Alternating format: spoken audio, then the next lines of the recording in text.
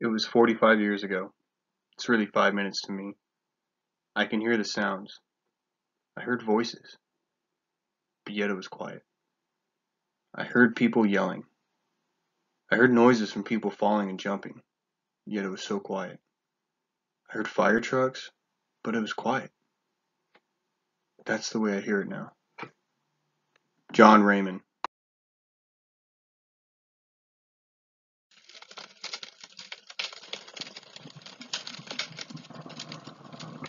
On December 1st, 1958, a building on 1909 North Avers Avenue in the Humboldt Park area on the west side of Chicago, a fire took the lives of 3 nuns and 92 children.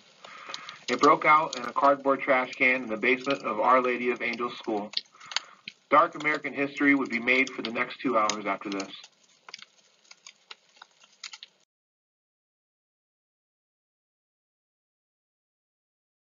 The building was erected in 1910 and was remodeled numerous times.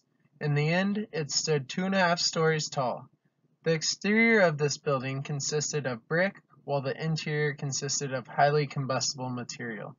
The stairs, walls, floors, doors, and roof were all made entirely of wood. The floors had been coated numerous times with petroleum-based waxes that were highly flammable.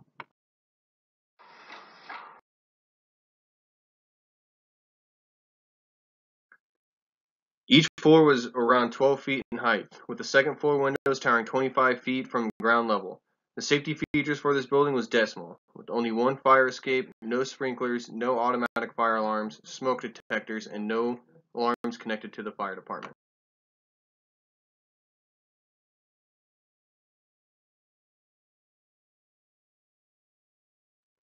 There was also no fire-resistant stairwells and no fire-safe doors from the stairwell to the second floor. In total, the school had 7 fire extinguishers, but only located in the north wing and was about 7 feet above the ground, virtually out of reach of all adults and children.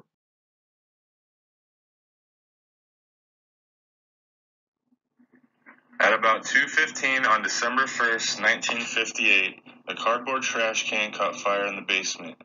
The fire would be undetected for 15 to 30 minutes until the staircase caught fire, creating a chimney effect, sending gases, flames, and smoke up the stairwell.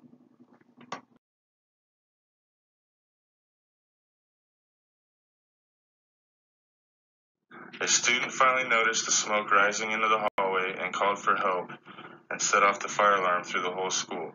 At this time, students and faculty from the first floor started to evacuate the building, and everyone from the first floor made it out safely.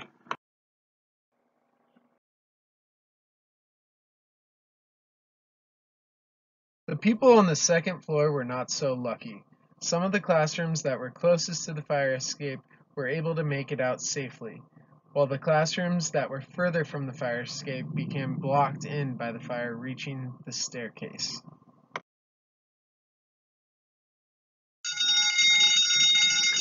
At 2:42 p.m., the first alarm was sounded and 2 different companies started to respond: Engine Company 85 and Truck Company 35. The first departments on scene met a gruesome picture. Kids were starting to jump out of the windows from the second story.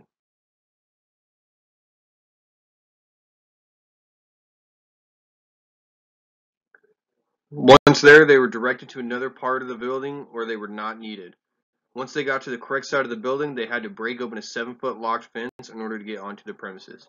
After they broke down the fence, Truck Company 35's captain finally started to put up a 26-foot ladder to attempt to rescue the kids.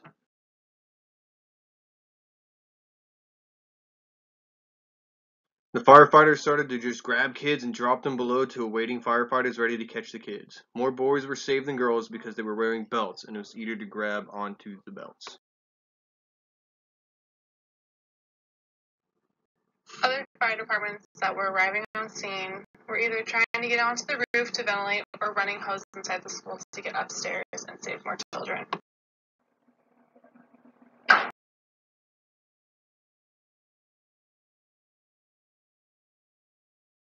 Once the fire was out, firefighters started to do search and rescue. They were stumbling upon full classrooms still, with one classroom having a full class of students, slumped over the desks, with their school books still wide open. Another classroom had one of the nuns, Sister Canis, attempting to shield her students with her body.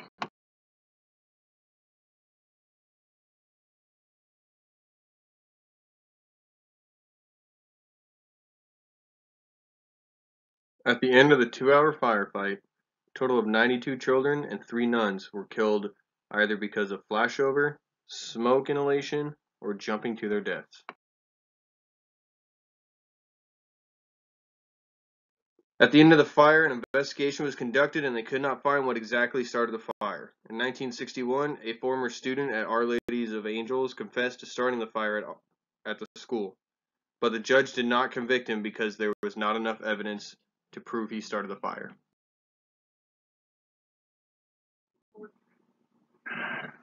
Many of the national fire codes governing schools were drastically overhauled.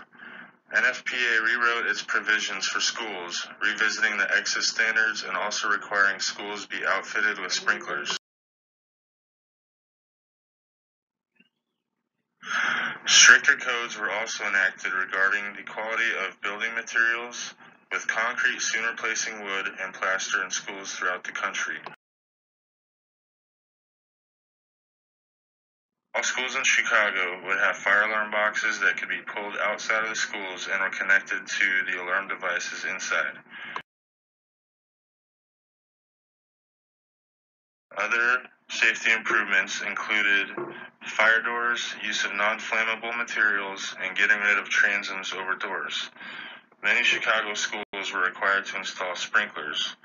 While improvements were being made, firefighters were assigned to patrol public and parochial schools during class hours.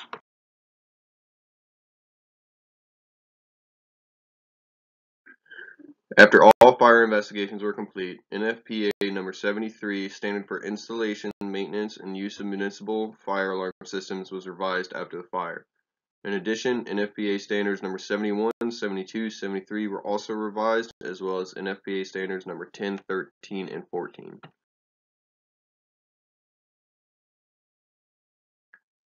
The Our Lady of Angels was one of the worst school fires we have had in American history. Since then, school fires have claimed no more than 10 lives. School fires have severely decreased since then due to fire prevention laws.